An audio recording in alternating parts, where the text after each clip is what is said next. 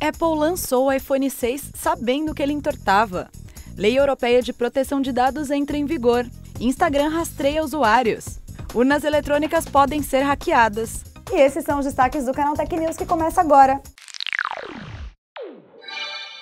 Fala galera, tudo bem com vocês? Vamos começar a sexta-feira, dia da toalha, com o quê? Polêmica. Lá em 2014, a Apple lançou o iPhone 6 e impressionou com um design diferente do que todo mundo já estava acostumado. Mas não demorou muito até que os problemas começassem a surgir. Muitos consumidores perceberam que o gadget simplesmente entortava sozinho quando era colocado no bolso. Mas o pior é que parece que a maçã já sabia do problema antes de lançar o aparelho. A polêmica, que ficou conhecida como Bandgate, continua sendo uma mancha negra na história da Apple até hoje. E, provando que mentira tem perna curta, o Motherboard descobriu que a empresa já sabia desse possível problema antes de lançar o smartphone no mercado. E decidiu colocar nas prateleiras mesmo assim, fingindo não saber de nada. O site teve acesso a uma série de documentos internos da empresa que lhe foram dados em mãos por um juiz. Os papéis confirmam que a fabricante de fato fez testes e constatou precocemente a fragilidade do produto.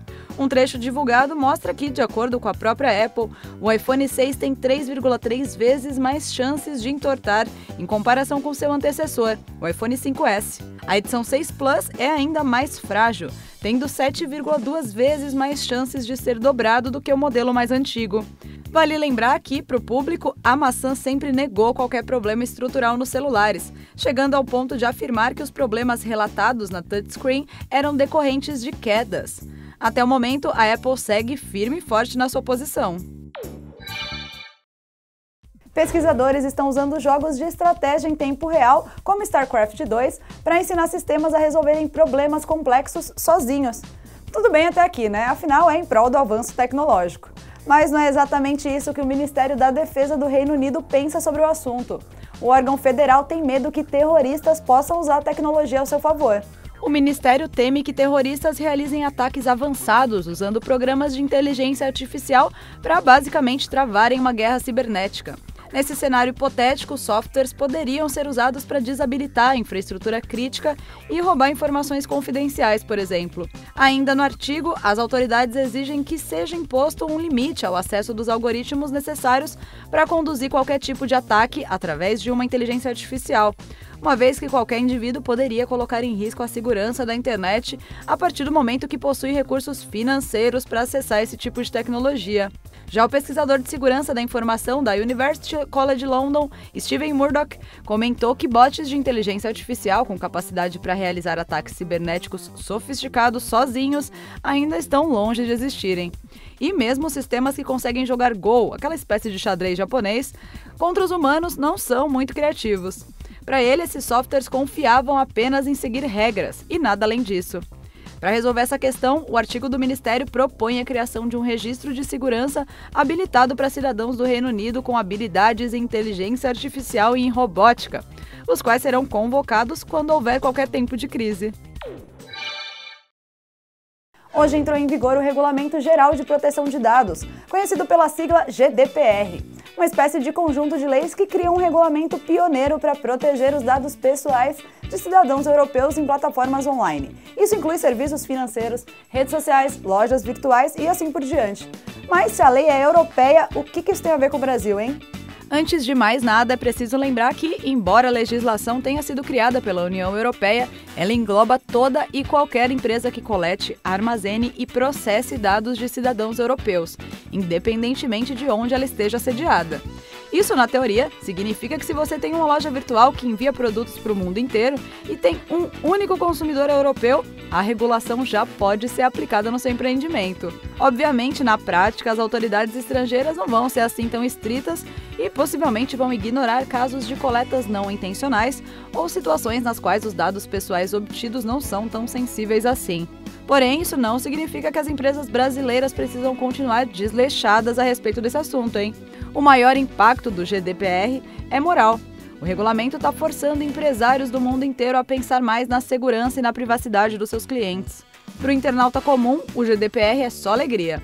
Afinal, o regulamento forçou adaptações em gigantes do mercado de tecnologia que, mesmo que indiretamente, também afetam de forma positiva a experiência dos cidadãos brasileiros. Facebook, Twitter, Instagram, Google e Spotify são apenas alguns exemplos de marcas que se adaptaram às regras, reescreveram seus termos de uso, passaram a ser mais transparentes e começaram a oferecer ferramentas para que você tenha maior domínio sobre os seus próprios dados. Aproveitando que a gente entrou nesse tema da GDPR, os usuários do Instagram que moram lá na Europa estão recebendo uma notificação que alega abertamente que a empresa está acompanhando a maneira como você toca na tela e navega pelo aplicativo da rede social. Parece estranho, mas é uma demanda exigida pela nova Lei Europeia de Proteção de Dados, que obriga o Instagram e o seu pai, o Facebook, a tornar as informações a respeito de como e quando estão fazendo coleta de dados dos usuários em seus aplicativos o mais transparente possível. Na notificação de atualização, o Instagram afirma que recebe diferentes tipos de informações dos dispositivos dos usuários, incluindo como a pessoa toca e rola pela tela, o que os ajuda a distinguir humanos de bots e assim detectar contas falsas. Essa mensagem, porém, aparentemente não é uma novidade, já que a empresa teria alertado sobre o rastreamento em uma atualização de políticas de uso no mês passado.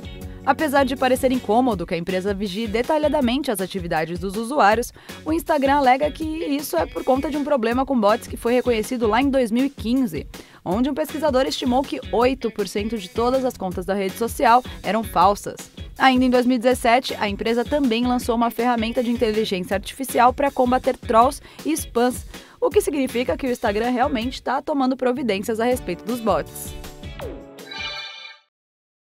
A gente está em ano de eleição aqui no Brasil, mas, de acordo com o professor do Instituto de Computação da Unicamp, Diego Aranha, a gente pode esperar que elas sejam, abre aspas, justas e tranquilas, fecha aspas. Tudo por um simples fato. Ele garante que as urnas eletrônicas que vão ser usadas no pleito são vulneráveis e podem ser hackeadas.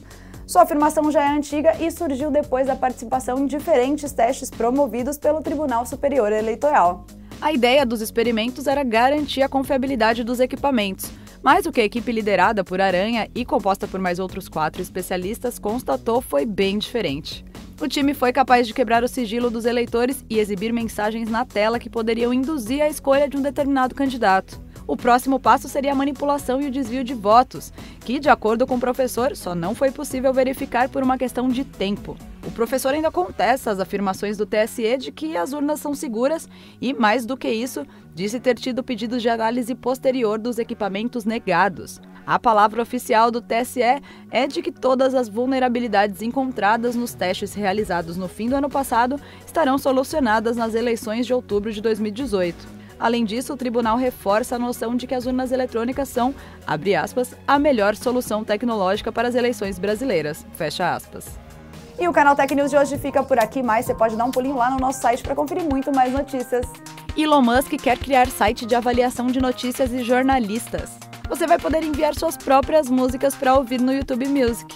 Procurando onde comemorar o Dia da Toalha? O Canaltech tem dicas para você. E por hoje é só, pessoal, mas não esquece de acompanhar a gente nas redes sociais, hein? Estamos em todas elas e é só procurar por Canaltech com CH no final. Até mais e obrigada pelos peixes!